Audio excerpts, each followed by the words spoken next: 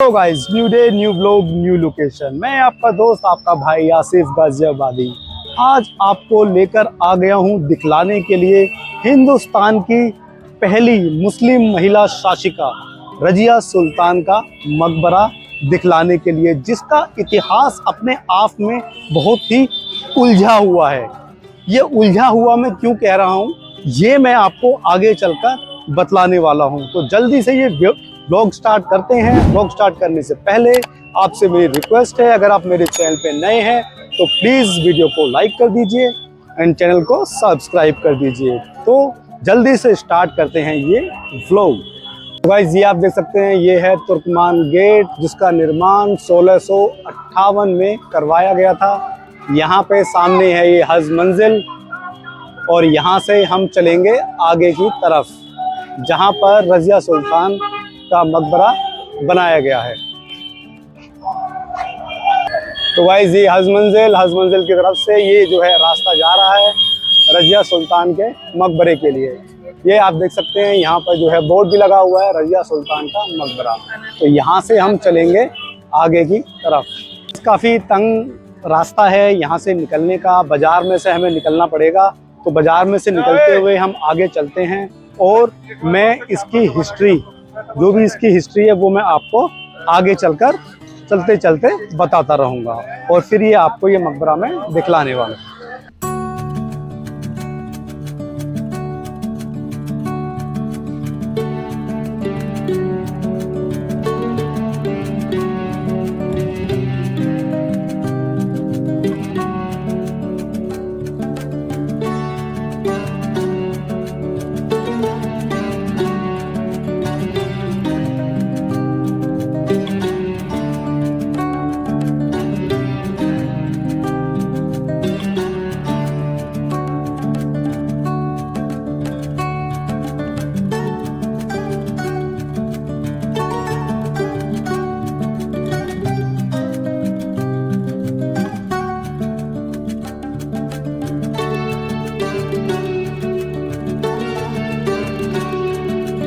Guys, इतने congested रास्तों से निकलते हुए हम फाइनली आ गए हैं बुलबुल खान मार्केट वाली जो गली थी, उसमें हम आ चुके हैं।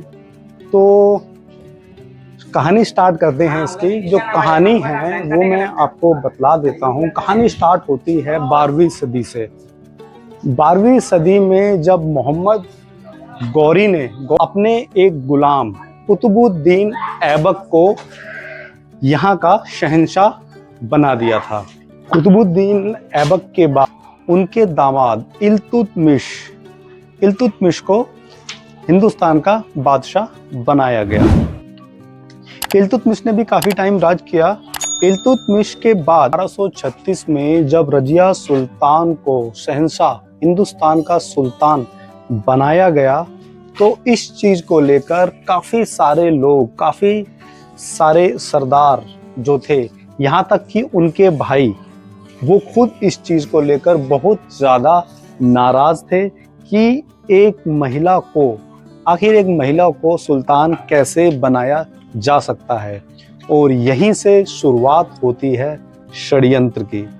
षड्यंत्र अपनी बहन के खिलाफ, षड्यंत्र और शहंशाह रजिया सुल्ताना के खिलाफ। तो क्या है वो षड्यंत्र, ये मैं आपको अंदर चल के और ये मकबरे में पहुंचकर वहां पर आपको बतलाता हूँ।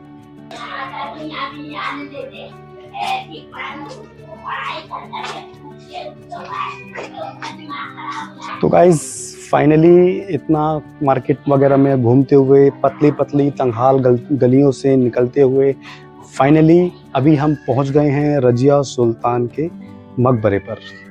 तो ये मैं आपको दिखलाने वाला हूँ। यहाँ पर उनके जीवन के बारे में हिंदी और इंग्लिश दोनों लैंग्वेजों में यहाँ पर डिटेल्स दी हुई हैं।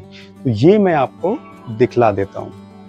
तो यहाँ पर आप देखेंगे तो इंग्लिश में डिटेल्स लिखी हुई हैं और यहाँ पर आप देखेंगे तो हिंदी में इनके जीवन के बारे में डिटेल्स लिखी हुई हैं।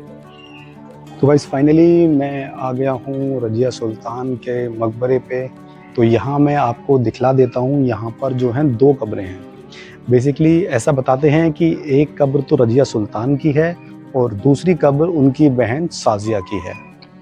लेकिन ये क्लियर नहीं है किसी को भी कि कौन सी कब्र किसकी है। तो ये मैं आपको दिखला देता हूँ।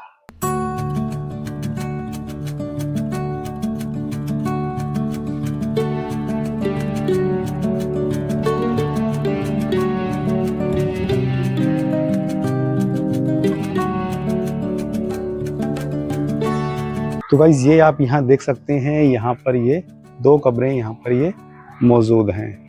अब इनमें से कौन सी कब्र शाजिया उनकी बहन की है और कौन सी कब्र रज़िया सुल्तान की है, ये कहाँ नहीं जा सकता। ये आप देखिए। और यहाँ पर एक ये छोटी सी जो है कि ये मस्जिद बनी हुई है जिसमें कि नमाज कायम है। ये आप देख सकते हैं, ये इनका मकबरा। यहाँ पर कुछ अज्ञात कब्रें हैं, ये छोटी कब्रें हैं, शायद बच्चों की किसी की होंगी। हो सकता है कि इन्हीं की फैमिली से बिलोंग करते हों, लेकिन कहा नहीं जा सकता। मैंने आपसे शुरुआत में कहा था कि इनका जो इतिहास है काफ़ी उलझा हुआ है। वो मैंने क्यों कहा था, क्योंकि इनको अल्तुनिया भटिंडा के एक गवर्नर थे अल्तुनिया, जिन्होंने रज़िया को, जब ये राज कर रही थी 1240 में, तो इनको वहाँ पर एक किला है, किला मुबारक, वहाँ पर इनको बंदी बना लिया था। इसके पीछे की वजह थी कि अल्तुनिया और उनके जो भाई थे बैरम शाह, वो दोनों ही दिल्ली की सल्तनत को हथियाना चाहते थे। तो बंदी बनाने के बाद जब वो वहाँ से जैसे तैसे बचकर वहाँ से भागी, तो हरियाणा के कैथल में वहाँ फिर इनकी लड़ाई हुई। तो वहाँ पर जो है इनका इंतकाल हो गया था उस लड़ाई में। तो कुछ लोगों का कहना है कि इनकी कब्र वहाँ पे है, लेकिन कुछ लोगों का ये कहना है कि इनकी जो कब्र है वो हरियाणा और राजस्थान के टोंक में है। और कुछ लोगों का ये कहना है कि उनके भाई ने, जब वो हरियाणा के कैथल में उनकी डेथ हो गई थी, तो उसके बाद उनको यहाँ लाकर दफना दिया था। वैसे तो मुगल्स का आप अगर इतिहास उठाकर देखेंगे तो एक एक राजा की, बादशाह की कई कई कब्रें बनी हुई हैं। जैसे अगर आप हुमायूं का ही एग्जाम्पल लेंगे तो हुमायूं की जो है यहाँ मतलब 2-3 कब्रें बनी थी। और अगर मुमताज़ का एग्जाम्पल लेंगे तो मुमताज़ की भी जो क्या नाम है ताजमहल है, वो शायद दूसरी या तीसरी कब्र है, क्योंकि उनकी सबसे पहली उनकी भी जो कब्र थी वो मध्य प्रदेश में बुरहानपुर में उनको दफनाया गया था। और उसके बाद फिर लाकर ताजमहल में उनको, बाद में जब ताजमहल कंप्लीट हो गया था तो वहाँ पर उनको दफनाया गया था। तो इस तरह की हिस्ट्री इन बादशाहों की, मुगलों की रही हैं। तो गाइज ये आप देख सकते हैं, ये है इनकी ये कब्र। अब ये असली वाली है या राजस्थान में जो है टोंक में वो असली वाली है, ये अभी कहा नहीं जा सकता। बाकी आप इसके आसपास का आप एरिया देखेंगे तो यहाँ पर काफ़ी आबादी हो चुकी है। रास्ता आपने देखा कितनी तंग हाल गलियों में से होते हुए हम यहाँ पर आए हैं। और आप देख सकते हैं कि हिंदुस्तान की महिला शासक जो एक टाइम में हिंदुस्तान की बादशाह रही, बेशक कम टाइम के लिए रही हों, लेकिन आप देख सकते हैं कि बादशाह हो या एक आम इंसान, सबकी मंजिल यही है। तो गाइज ये थी मेरी एक छोटी सी कोशिश आपको ये जगह दिखलाने की और रज़िया सुल्तान का ये मकबरा दिखलाने की। तो उम्मीद करता हूँ ये व्लॉग आपको अच्छा लगा होगा। अच्छा लगा हो तो प्लीज़ लाइक कर दीजिएगा, इन चैनल को सब्सक्राइब कर दीजिएगा। मिलते हैं एक और नए व्लॉग में, तब तक के लिए goodbye. Thank you so much. जय हिंद।